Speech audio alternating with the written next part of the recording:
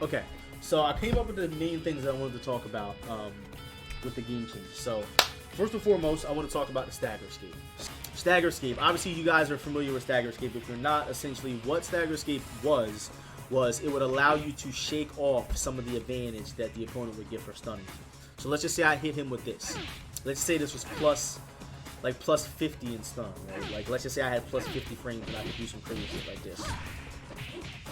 You'd be able to shake that stun so that instead of me being plus 50, depending on how fast you could Stagger Escape, you could get that down. So you could Stagger Escape a certain amount of frames. It's been a long time. I want to say that it was 8 frames you could shake off. I want to say it was 8 frames. I could be wrong with that, but I know in DOA 5 it was 8 frames you could shake off on the fastest. So that's why you would go and like do Stagger Escape on like DOA, and it would say fastest, fast, normal, because it would show you the different speeds for Stagger Escape. So as you can see, he's not Stagger Escaping right there at all, because I could hit him with this shit like this. That shit right there would never work. Like, you could shake that shit immediately. That would never work. Damn, that's a high ass launch actually. Oh my god. Oh my lord. So yeah, you'd be able to shake certain frames off of attacks or stuns to make it so that you will recover faster. So you wouldn't just be getting fucked up and stunned by stupid silly shit. So like, for example, you could do something like this. And this right here, if you don't Stagger Escape, you could get hit by something like that and stun. But if you stagger, you're not going to get hit by that. So that's what Stagger Escape was. You could do it out of sit-down stuns. You could do it from back turn. So if somebody was like behind you, like just fucking your back up, you'd be able to stagger, and your character would do this turnaround thing where they went like this and turned around. See, I avoided the next one, but if I don't stagger, look what happens. See how he launches me? So I'll show you guys what it looks like when I stagger.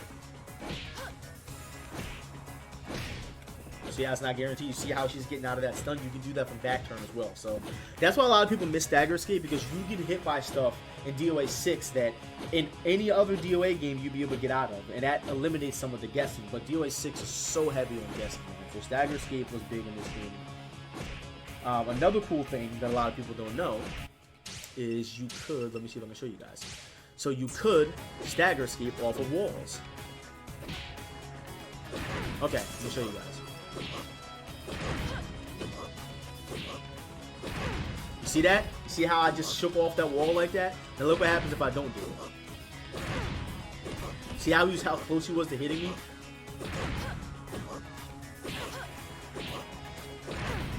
Look at that. You see how my character just shook himself to the ground? So you'd be able to Stagger Escape off the wall, so follow-ups weren't guaranteed. So you know how in DOA 5, if you hit somebody into the wall, you can hit a combo, or in DOA 6, how you hit somebody into a restand where they stand, you can go around their back and stuff. You could literally Stagger Escape off the wall, so nothing could hit you afterwards. It was actually freaking crazy. So that's pretty cool that you can Stagger Escape off the wall. Another thing is that you guys can see, you get hit into the wall in this game, what happens? It gives the opponent the ability to jab and launch you an attack. So it wasn't a restand. You would actually just fall to the ground. The only way you would get out of that is obviously if you Stagger Escape, or you can do this. Look at that hold. I'm going to show you guys how fast you can hold. Do you see that? Bro, that's insane.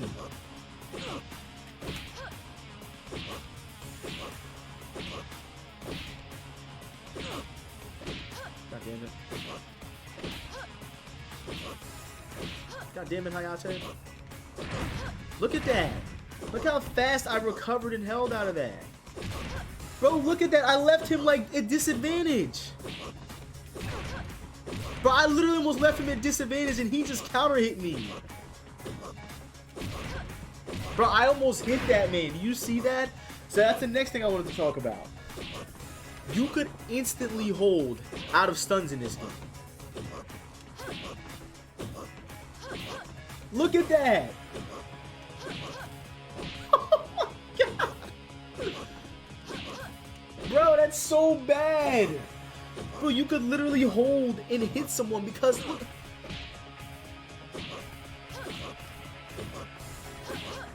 Bro, that's bad.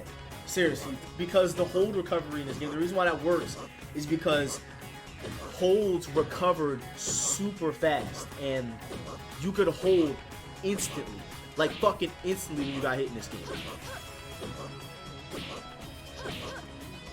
That's so bad, dude. I'm so happy they changed that, man. So as you can see, holds were broken in this game, especially because you had to play the stun game in order to get a good launch off, which I'm going to show you guys next. So, stop hitting me. So, the stun game. So as you can see in this game, ready? Watch. You see how he launches pretty high right there? I'm going to show you guys a different stun. Alright, ready? That's nothing. That's what you can get off of that, right? Like, that's not that bad, but I don't think this works on me. No, it doesn't. So, but what happens if I extend with 2 jabs? Shit. Turn around.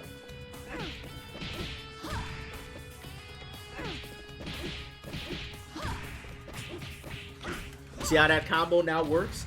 The stun threshold in this game was different. In order to get a higher launch, just like in DOA 5, you have to hit somebody with a bunch of stuns. That's the highest you're going to get. Look how high that was.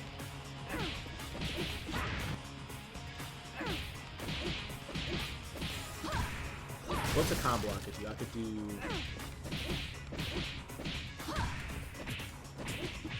So you can get like shit like that. The higher you go in the threshold, the more you'll be able to do.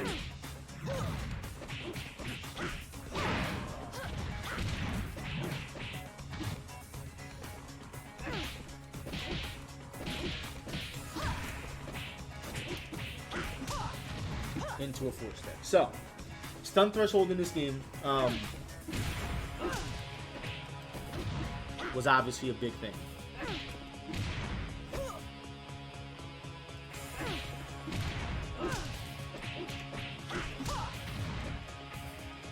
Which honestly I think is a good thing that they took out. I'm happy they took out the stun threshold. I'm happy they made it so that it's just stun launch in DOA 6. Because playing the stun game in a game where you can hold and get out everybody's stuns immediately was absolutely absurd.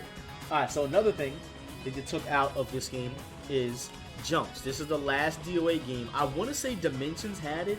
I don't really remember Dimensions that well. I want to say it did, but as you can see, they had jumps in this game. And jumps were cool because you could jump over the wake-up kicks, but you didn't really see that much because you could do a high wake-up kick. That's another thing I forgot to talk about. Oh my god, there's so many different things about this game. So, yeah. So there was jumps in this game.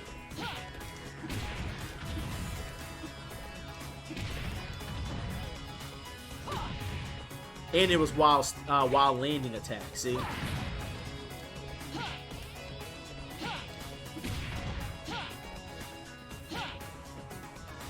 my goodness.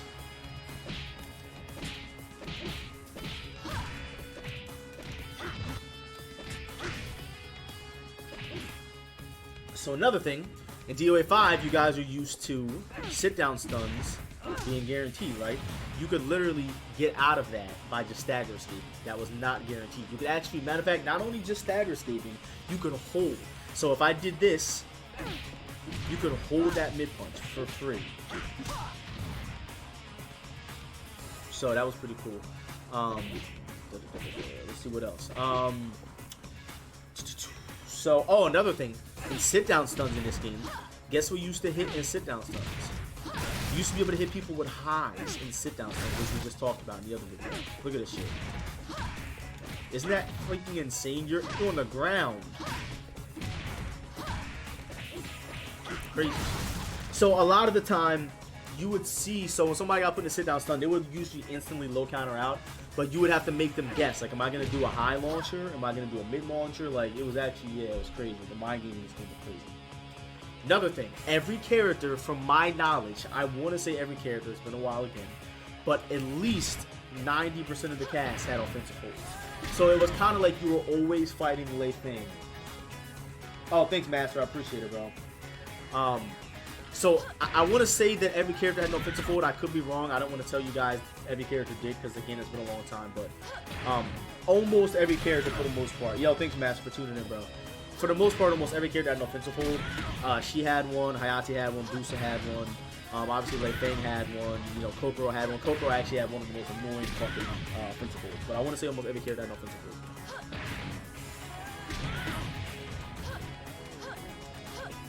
So that was, imagine that. Imagine fighting really good characters, and then also fighting Lei Feng at the same time. Super, super good. Alright, I'll catch you later, Omega. Let's see, do we miss anything else?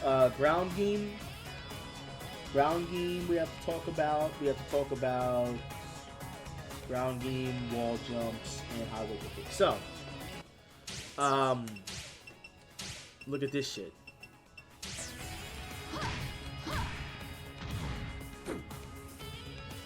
Look at that shit. How do y'all feel about this? Isn't that some shit right there?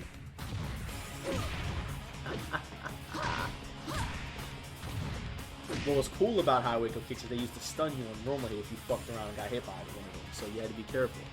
But yeah, there was high wake up kicks in this game, man. Super crazy shit. Ow. So, high wake up kicks obviously was a thing. Next thing I want to talk about is wall jumps. So, as you can see, you can wall jump in this game.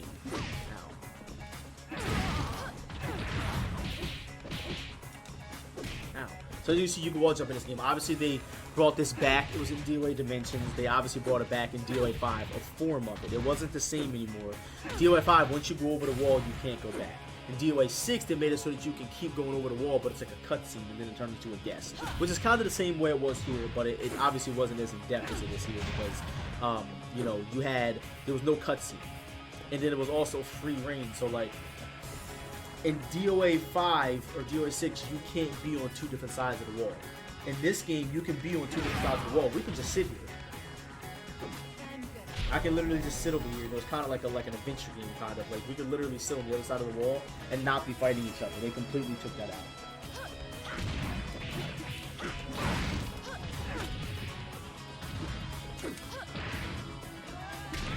So I do miss the way the wall game used to be. It was actually really cool. Let's see if we miss anything else. Before we talk about ground game, I want to show you guys some other cool shit. Oh, there's some other random cool shit here too. Look at that. How y'all feel about this?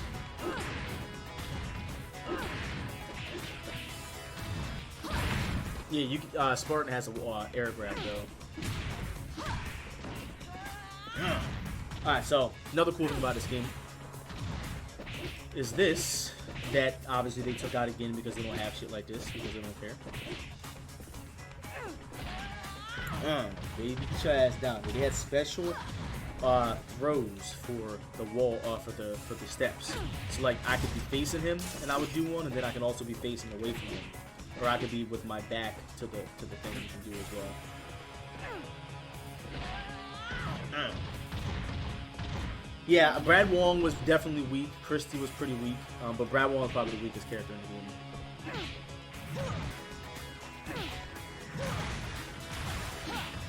Oh wow.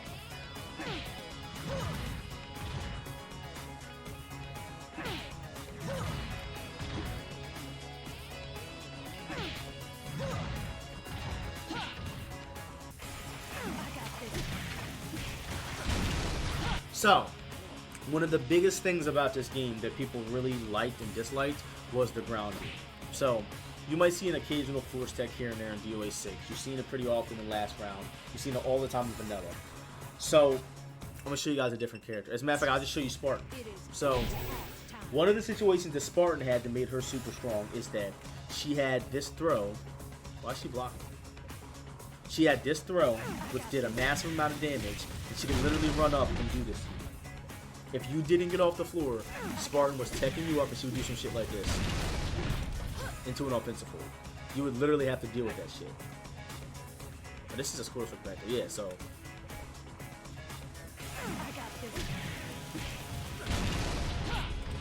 Look at that. You have to duck right there. If you fuck around and don't duck,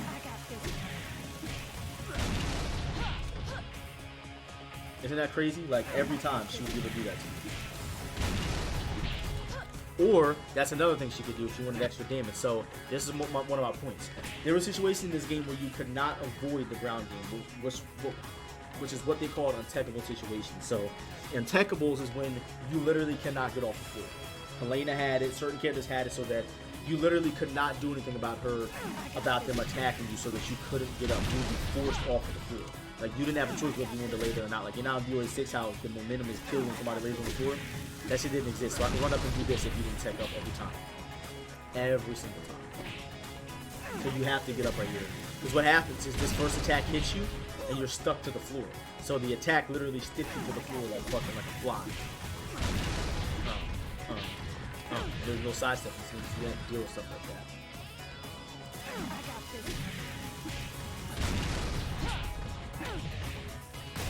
Pretty cool shit though. DOA 4 was definitely a different beast though. I definitely will say that a lot of people would not survive in the environment they just came through. A lot of people would not survive in DOA 4. They wouldn't know how to deal with this game. It would be way too difficult for them to play. So that's pretty much my breakdown on DOA 4.